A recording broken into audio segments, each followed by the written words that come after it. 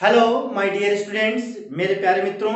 आज हम UGC net की तैयारी के क्रम में एवरेज टॉपिक का तीसरा क्लास लेकर सामने आया हूं। हालांकि इसके पहले हमने 2 वीडियो बनाए हैं इंट्रोडक्टरी क्लास का। अगर आप चाहें तो हमारे चैनल को सब्सक्राइब करके उन वीडियो को देख लें, ताकि आप शुरू से समझ सके एवरेज के कंसेप्ट को।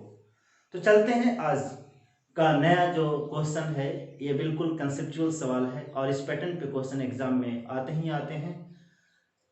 इसे समझने के लिए चलते हैं, हम लोग क्वेश्चन को देखते हैं।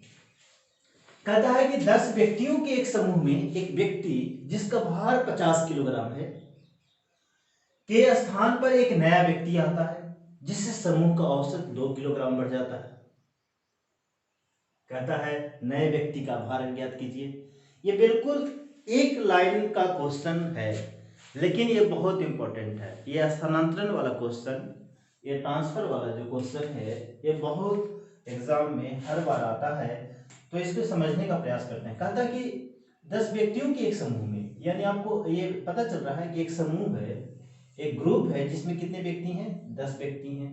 कहता है 10 व्यक्तियों के एक समूह में एक व्यक्ति ऐसा है जिसका भार कितना है? 50 किलोग्राम। कहता है ये इसके स्थान पर एक नया व्यक्ति आता है। इसके स्थान पर एक नया व्यक्ति आता है, मतलब इसका मतलब है कि इस ग्रुप में जिसका भार 50 किलोग्राम है उस समूह से बाहर जा रहा है। वो क्या हो रहा है? समूह से बाहर जा रहा है। और इसके स्थान पर एक कोई नया व्यक्ति आ रहा है जिससे समूह का औसत क्या हो जाता है? बढ़ जा रहा है। समूह का औसत बढ़ रहा है। कितना किलोग्राम? 2 किलोग्राम। अब बताइए कि कोई नए व्यक्ति के आने से समूह का औसत बढ़ रहा है। इसका मतलब है कि नए व्यक्ति का जो भार होगा पुराने व्यक्ति के भार से क्या होगा? अधिक होगा। यानी पुराने व्यक्ति का भार 50 है, उससे तो अधिक होगा। कितना अधिक होगा भाई? तो देखिए यहाँ पे समूह का औसत 2 किलोग्राम बढ़ जा रहा है, यानी नए व्यक्ति के आने से। इसका मतलब कि कुल वृद्धि कितना हुआ होगा? कुल वृद्धि कितना हुआ उसके आने से? समूह में कितने लोग हैं? 10। 10 गुना 2, यानी कुल वृद्धि देखा जाए तो कितना किलोग्राम है? 20 किलोग्राम। इससे पता चला कि नए व्यक्ति का भार 50 किलोग्राम, पुराना व्यक्ति प्लस उसके आने से कितना बढ़ गया? 20 किलोग्राम। 50 और 20 कितना है? 70 किलोग्राम। यानी जिससे पता चला कि नए व्यक्ति का भार जो है वो कितना है? 70 किलोग्राम। एक लाइन का क्वेश्चन है। आप देख रहे हैं कि कितना आसान सा क्वेश्चन है ना? सॉल्यूशन भी बहुत आसान है, लेकिन इस कंसेप्ट को समझना बहुत इंपॉर्टेंट है ना? चलिए अगला क्वेश्चन को हम इसी फॉर्मेट में बनाते हैं ताकि आपको ध्यान में लगे। कि कहता है 10 व्यक्तियों के एक समूह में एक व्यक्ति जिसका भार हम लिख देते हैं अब 60 किलोग्राम है। कितना लिख देते हैं? 60 किलोग्राम। ठीक है। कहता है कि स्थान पर एक नया व्यक्ति आता है जिससे समूह का औसत 1.5 किलोग्राम बढ़ जाता है। 1.5 किलोग्राम बढ़ जाता है।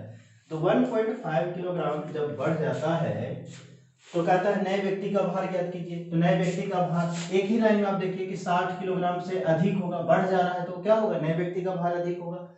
औसत 1.5 किलोग्राम बढ़ जा रहा है। और समूह में कितने लोग हैं? 10 लोग हैं। यानी 60 प्लस 10 गुना कितना होगा? 1.5, यानी 1.5 किलोग्राम औसत बढ़ रहा है। यानी कुल वृद्धि कितना है? 15 किलोग्राम। यानी नए व्यक्ति का भार कितना हो गया? 75 किलोग्राम। ये बात समझ में आ रही है?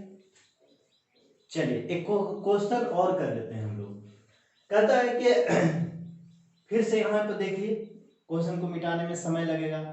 आप लगातार पूरा वीडियो भी नहीं देख पाते हैं आप लोग, इसलिए हम यहीं से समझाने का प्रयास कर रहे हैं। 10 व्यक्तियों के एक समूह में एक व्यक्ति जिसका भार मान लेते हैं 80 किलोग्राम है के स्थान पर एक नया व्यक्ति आता है जिससे समूह का औसत 1 किलोग्राम घट जाता है। 1 किलोग्राम क्या हो जाता है? कम हो जाता है।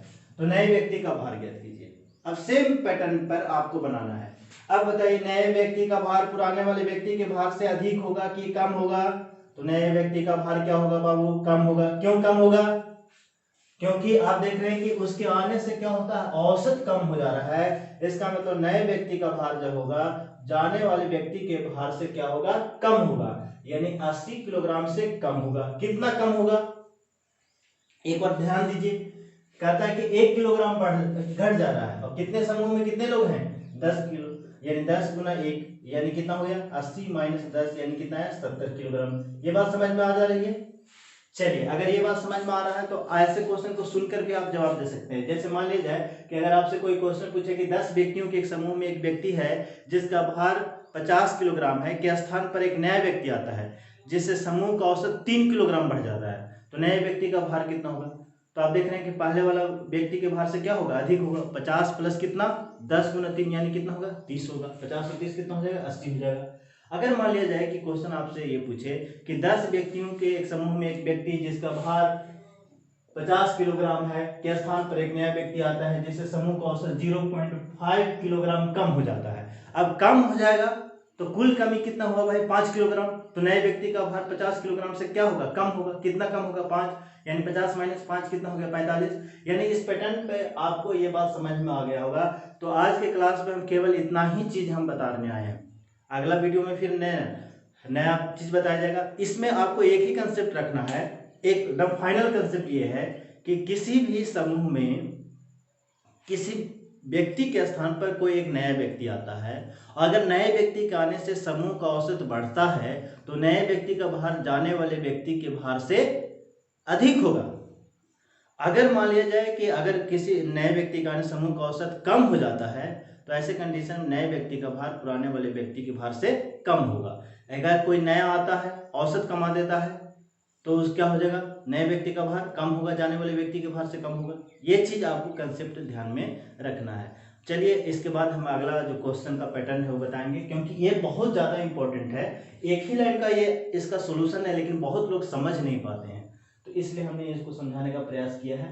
और हमारे चैनल को जरूर सब्सक्राइब कर लीजिए ताकि आगे अगली क्लास को देख सकें और बहुत सारे जो टॉपिक हैं वो सब चीज़ आपका क्लियर हो सके, है ना। आज थोड़ी गर्मी ज़्यादा है तो इससे लग रहा होगा कि थोड़ा सा अस्त व्यस्त हो रहा होगा, लेकिन आप इसको ध्यान दीजिएगा, है ना। और आराम से पढ़िए। लॉकडाउन तो अब मई पूरा बढ़ ही गया है कि नहीं।